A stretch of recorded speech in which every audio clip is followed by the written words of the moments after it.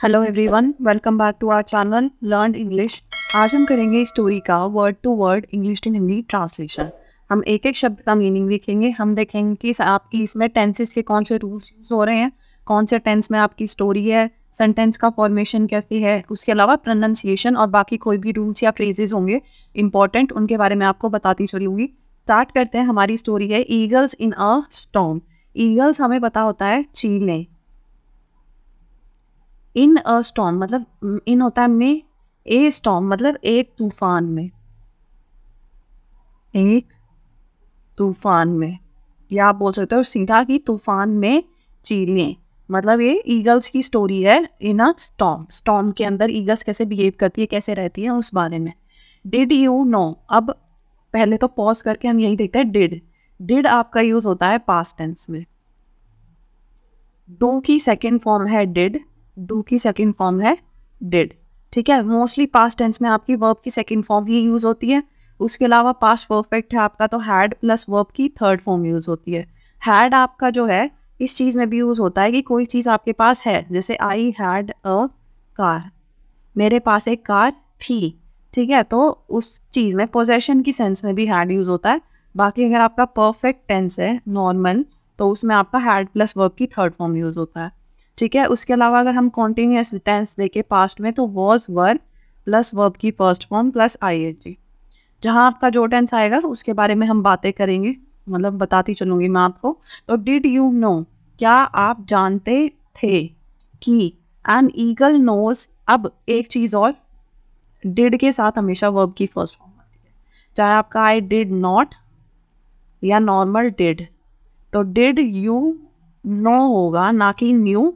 और did not, I did not know मतलब मुझे नहीं पता था, इसमें भी आपका वर्ब की फर्स्ट फॉर्म आई नो, ना कि न्यू। ठीक है, तो ईगल आपका सिंगुलर है तो नोज आ गया यहाँ पे। तो डिड यू नो, क्या आप जानते थे, सॉरी, क्या आप जानते थे कि, दैट हो गया कि, an eagle knows when a storm is approaching long before it breaks. ठीक है, एक चील जानता है या उसे पहले ही पता चल जाता है। नोज, व्हेन मतलब जब, एक तूफान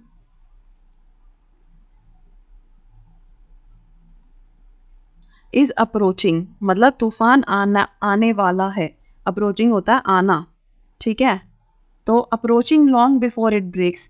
ठीक है, लॉन्ग बिफोर होता है बहुत पहले, तो तूफान के आने से बहुत पहले उसे पता चल जाता है। आने से बहुत पहले,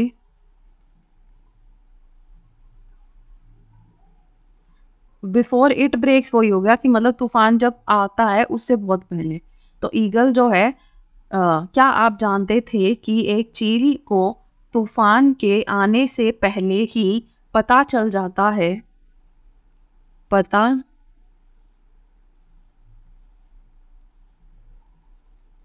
चल जाता है कि तूफान आने वाला है। ठीक है, लॉन्ग बिफोर इट ब्रेक्स की तूफान आने वाला है। ये इट ब्रेक्स को हमने इतना बड़ा कैसे लिखा, इट तो तूफान के लिए यूज हो रहा है, इट ब्रेक्स, ब्रेक क्या करेगा, तूफान तो आएगा ना, तोड़ेगा तो नहीं कुछ। तो कई बार ऐसा होता है, जैसे मैं आपसे पूछूं कि did you go to school, तो आप सीधा कह दो yes I did. I did क्या, अगर मैं आपको सिर्फ ये सेंटेंस दिखाऊं तो आई डिड क्या, मतलब हमें कुछ समझ नहीं आएगा। लेकिन अगर हमें क्वेश्चन पता है क्या, तो हम बता सकते हैं कि हाँ मैं स्कूल गया था। इस पूरे सेंटेंस का मीनिंग ये हो। ठीक है, ऐसे ही यहाँ पे इट ब्रेक्स जो है वो इस पूरे सेंटेंस की वजह से हमें पता है कि ये क्या ब्रेक हो रहा है, मतलब तूफान आया है। तूफान तोड़ेगा तो नहीं कुछ, तूफान के आने को ही बोलते हैं इट ब्रेक्स। ठीक है, मतलब स्टॉर्म ब्रेक्स भी बोल सकते हो आप। यहाँ पे इट यूज हो गया क्योंकि स्टॉर्म पहले यूज हो रखा था, तो हमने प्रोनाउन यूज कर दिया। ठीक है, तो क्या आप जानते थे कि चील को तूफान के आने से बहुत पहले पता चल जाता है कि तूफान आने वाला है, before it breaks. The eagle will fly to some high spot and wait for the winds to come. Will fly मतलब वह उड़कर जाएगा, ये आपका फ्यूचर टेंस है। ठीक है, ये तो आपसे पास्ट हो गया कि आपको क्या पहले ऐसे पता था कि ऐसा होता है, लेकिन अब जो बात हो रही है वो फ्यूचर टेंस की हो रही है यहाँ पे, कि आपको विल के साथ जब मिले कहीं वर्ब की फर्स्ट फॉर्म तो आप समझ जाओ कि आपका फ्यूचर टेंस यूज हो रहा है। यहाँ पे भविष्य काल की बात हो रही है कि भविष्य में अगर स्टॉर्म जब भी आएगी तो ऐसा होएगा। तो eagle will fly to some high spot and wait for the winds to come. चील उड़ जाएगी, ठीक है, विल फ्लाई उड़ जाएगी, क्योंकि फ्यूचर में क्या होता है, जाएगा जाएगी, ठीक है, करेगा करेगी, ऐसे। टू सम हाई स्पॉट, ठीक है, किसी ऊंची स्थान पर, किसी हाई स्पॉट ऊंचे स्थान पर, स्पॉट होता है कोई पर्टिकुलर जगह, ठीक है, और वेट का मतलब होता है इंतजार करना, किसका, for the winds to come, हवा के आने का इंतजार करेगी, ठीक है, विल वेट है क्योंकि ये फ्यूचर टेंस ही है, पूरा सेंटेंस आपका जुड़ा हुआ है ये बस। Eagle will fly, eagle will wait, ठीक है, for the winds to come मतलब हवाओं के आने का, हवाओं के आने का इंतजार करेगी, ठीक है। चील किसी ऊंचे स्थान पर उड़ जाएगी और हवाओं के आने का इंतजार करेगी, क्योंकि उसे पहले ही पता चल जाता है कि तूफान आने वाला है, तो वो ऐसे करेगी। When the storm hits, it sets its wings so that wind will pick it up and lift it above the storm. When the storm hits, जब तूफान आता है, storm hits का मतलब तूफान आना, जब तूफान आता है, यहाँ पे आपका है प्रेजेंट टेंस, वर्ब की फर्स्ट फॉर्म प्लस एस, ये आपका प्रेजेंट इंडेफिनिट, यहाँ था आपका विल प्लस वर्ब की first form, this is future tense, ठीक है। इट सेट्स वही, ठीक है, वर्ब की फर्स्ट फॉर्म प्लस एस, अगर आपका सिंगुलर है तो एस लग जाता है, सेट्स हो गया, अगर दे होता तो दे सेट होता, ठीक है, तो आपका एस नहीं आता फिर। It sets its wings so that it the wind will pick it up, it so that तो होता है तो इसलिए, ठीक है। इट सेट्स इट्स विंग, वह अपने पंख लगा लेता, मतलब ऐसे सेट कर लेता है, वह अपने पंख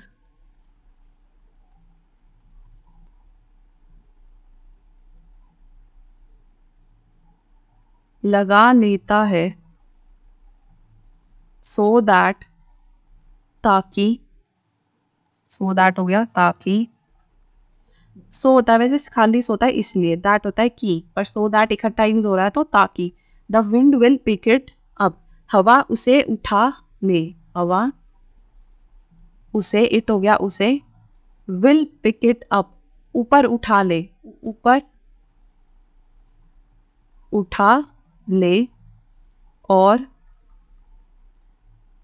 lift it above the storm, उसे तूफान से ऊपर ले जाए, उठा ले जाए, या फिर आप ऐसे बोल सकते हो, इट हो गया उसे, अबव द स्टॉर्म तूफान से ऊपर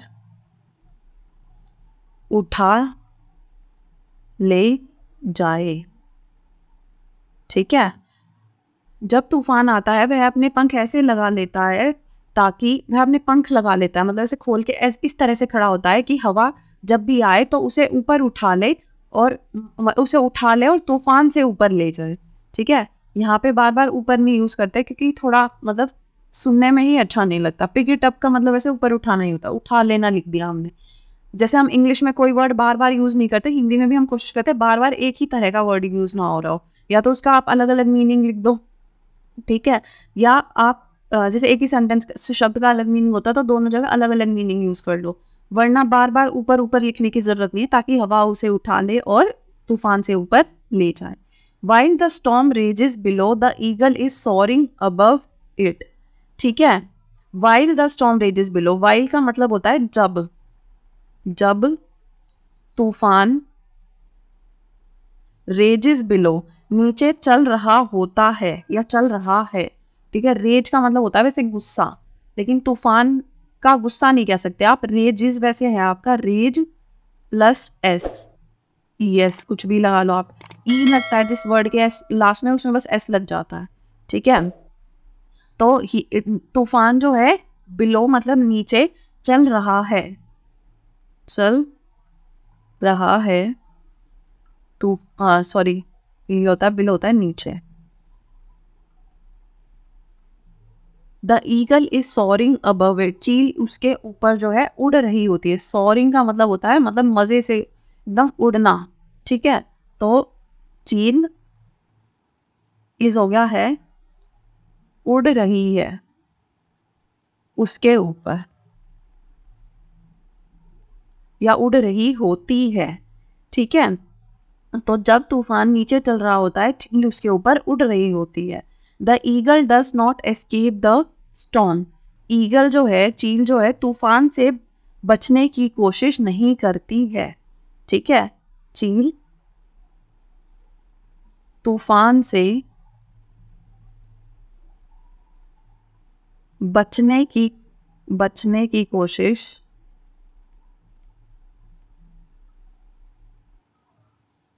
नहीं करती है, नहीं करती है। अब आपका मोस्टली सारा प्रेजेंट इंडेफिनिट टेंस चल रहा है, उसमें आपका ता है, ती है और ते है, ऐसे ही यूज होता है, साउंड यही आती है आपको हिंदी में आप करोगे तो। It simply uses the storm to lift it higher, ठीक है। वह जो है बस तूफान का इस्तेमाल करती है, इसका यूज करती है टू लिफ्ट इट हायर, उसे सहारा देने के लिए, उसे ऊपर उठाने के लिए। वह उसे और ऊपर, ठीक है, हायर मतलब ऊपर हो गया वैसे तो, ऊपर उठाने के लिए, उठाने के लिए तूफान का इस्तेमाल करती है, सहारा लेती है, सहारा लेती है, ठीक है। सिंपली यूजेस, या आप बोल सकते हो इस्तेमाल करती है, इस्तेमाल करती है। सिंपली का मतलब होता है वैसे सिर्फ, ठीक है, कोई सिंपल तरीके से बस वो चीज़ करना, तो वह सिर्फ ऊपर उठने के लिए तूफान का सहारा लेती है। It rises on the winds that brings the storm, वह तूफान को लाने वाली हवाओं के साथ ऊपर उठती है, वह तूफान को ब्रिंग मतलब लाना, तो लाने वाली हवाओं के साथ उठती है, ठीक है। विंड्स को एक्सप्लेन किया, और विंड्स कैसी, जो तूफान को लाती हैं, या आप ऐसे ही बोल सकते हो वह उन हवाओं को जो तूफान को लाती है उनके साथ ऊपर उठती है। बट ये बहुत लंबा सेंटेंस है, अजीब सा लग रहा है सुनने में। तो वह तूफान को लाने वाली हवाओं के साथ ऊपर उठती है या उठती है। when the storms of life comes upon us and all of us will experience them, we can rise above them by setting our minds and belief towards God. When the storm of life comes upon us, storms अभी normal तूफानों की बात हो रही थी, storms of life मतलब जीवन के तूफान, ठीक है। storms of life हो गया जीवन के तूफान, when होता है जब, तो जब जीवन के तूफान हमारे ऊपर, अपॉन अस, ठीक है, अपॉन होता है ऊपर और अस हो गया हमारे ऊपर, आते हैं, come, and all of us will experience them, और मतलब ये ऐसी चीज है जो हम सब ही अनुभव करते हैं, ठीक है। एक्सपीरियंस का मतलब होता है अनुभव, देम मतलब उन्हें, और ऑल ऑफ अस हम सभी उन्हें अनुभव करेंगे, क्योंकि विल है फ्यूचर में, मतलब कभी ना कभी तो करेंगे ही। We can rise above them, हम उनसे ऊपर उनसे ऊपर, अबव देम, उठ सकते हैं, ठीक है, कैन राइज, कैन होता है सकते हैं और राइज हो गया उठ सकते हैं, by setting our minds and our belief towards God, ईश्वर के प्रति, ठीक है, ये हो गया टुवर्ड्स हो गया के प्रति, और गॉड हमें पता होता है ईश्वर, तो ईश्वर के प्रति सेट करके, स्थापित करके, बाय सेटिंग, स्थापित करके हमारा मन और हमारा विश्वास, बिलीफ होता है विश्वास और माइंड होता है मन, ठीक है।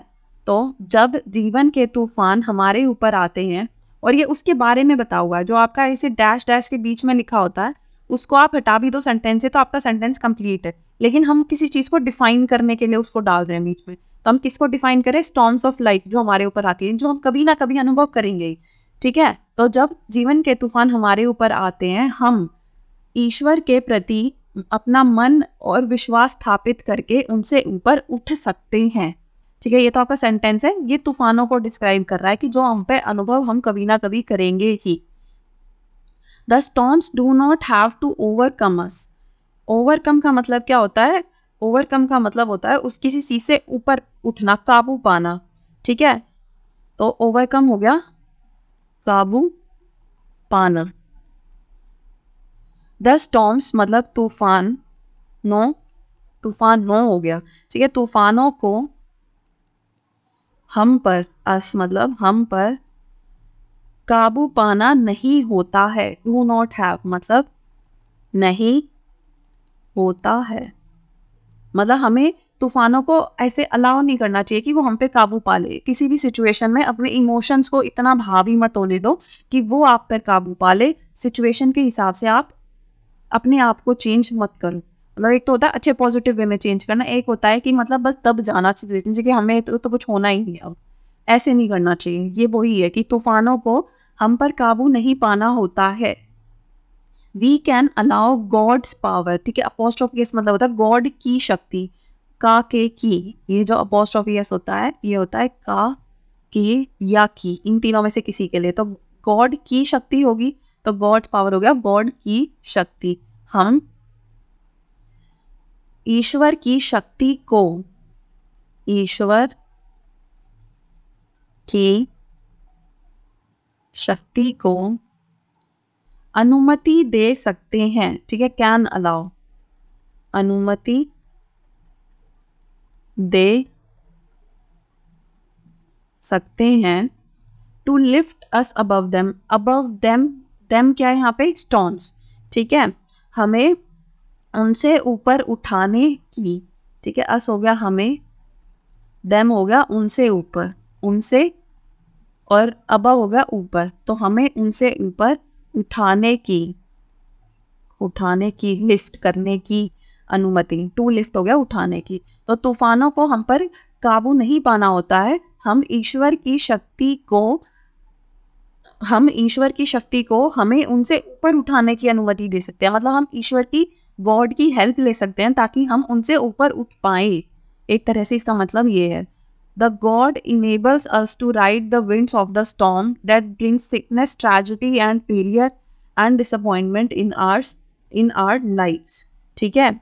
तो गॉड्स इनेबल्स अस, इनेबल का मतलब होता है क्षमता देना, ठीक है, to ride the winds of storm, उन तूफानों की हवाओं पर चलने का, ठीक है। तो ईश्वर इनेबल करता है, हमें सक्षम बनाता है, सक्षम बनाता है, ठीक है, अस मतलब हमें, to ride the winds of storm, तूफानों की हवाओं पर चलने में, विंड्स ऑफ स्टॉर्म हो गया तूफानों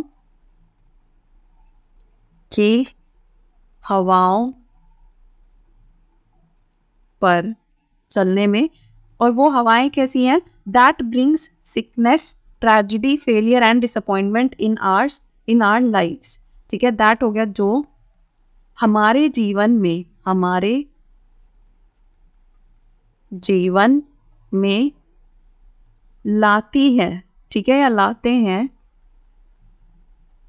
ये हवाएं जो है हमारे जीवन में क्या लाती हैं? बीमारी, सिकनेस हो गया बीमारी, ट्रेजेडी होता है त्रासदी, मतलब कोई घटना, बुरी घटना होता है ट्रेजेडी, फेलियर होता है विफलता या असफलता,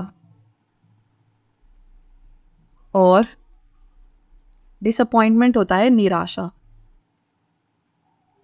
ठीक है, तो आपके पूरे इस सेंटेंस का क्या मतलब हो गया? ईश्वर हमें तूफानों की हवाओं पर चलने वाली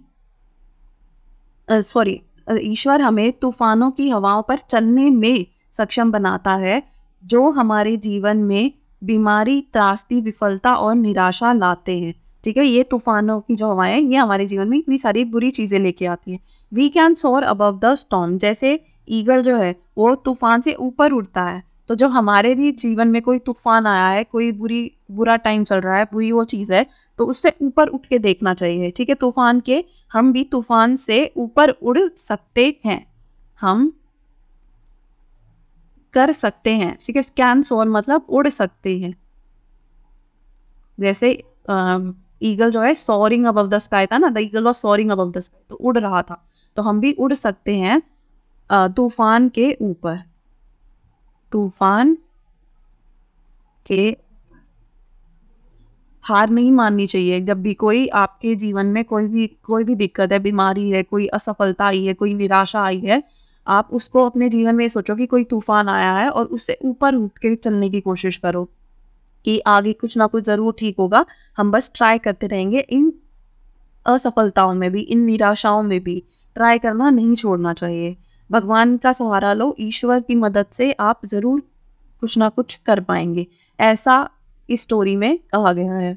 ठीक है, इस चीज़ को हम अपनी लाइफ में बहुत इजीली इम्प्लीमेंट कर सकते हैं। इजीली तो इम्प्लीमेंट मतलब करना चाहिए, कर तो नहीं सकते, इजी नहीं होता है कि अगर कोई बुरा टाइम चल रहा है तो आसान नहीं है कि भैया आप बस नहीं मैं तो पॉजिटिव ही रहूँगा। पॉजिटिव रहना आसान नहीं है, लेकिन अगर आप ईश्वर में आपका भरोसा है, आप अगर ये भरोसा रखो कि कुछ ना कुछ अच्छा होगा, कोई बात नहीं, मतलब बुरा टाइम आया चला जाएगा, तो आप हो सकता है उस बुरे टाइम से बहुत आराम से फिर भी निकल पाओ। ठीक है, तो हमारी ये स्टोरी यहाँ पे फिनिश होती है। नेक्स्ट क्लास में हम देखेंगे next story. Thank you so much for watching, see you next time.